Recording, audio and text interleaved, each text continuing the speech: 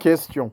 Votre Éminence, comment peut-on différencier entre les savants et ceux qui se prétendent être savants et qui par conséquent égarent les gens avec leurs avis juridiques?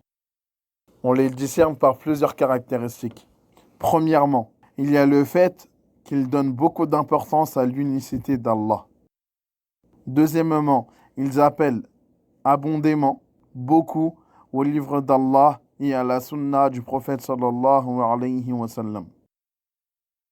Troisièmement, on voit l'application de ces deux sources sur eux. Quatrièmement, la fermeté qu'ils ont lors de troubles, c'est-à-dire lors des nouvelles situations qui arrivent à cause du temps. Certes, ils ne changent pas, quand bien même beaucoup de gens changent à cause de leurs différents états ou bien de la nouvelle époque. Aussi, tu les verras toujours regarder le jugement du livre d'Allah et de la sunna du prophète sallallahu alayhi wa sallam avec la compréhension des pieux prédécesseurs.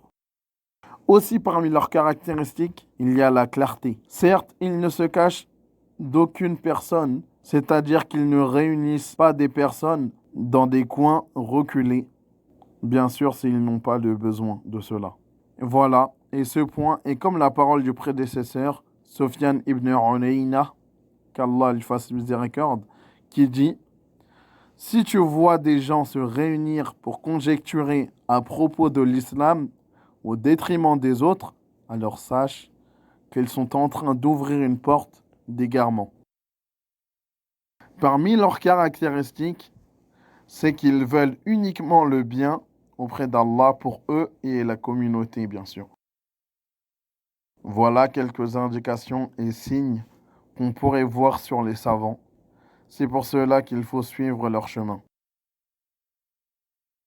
Je pourrais vous en donner encore, mais l'erreur est humaine et j'ai peur d'en oublier quelques points et d'en priver par conséquent certains. En tout cas, sachez qu'on les trouve beaucoup dans les pays musulmans et qu'aussi dans ces pays, il y a beaucoup d'étudiants en sciences. Walhamdulillah.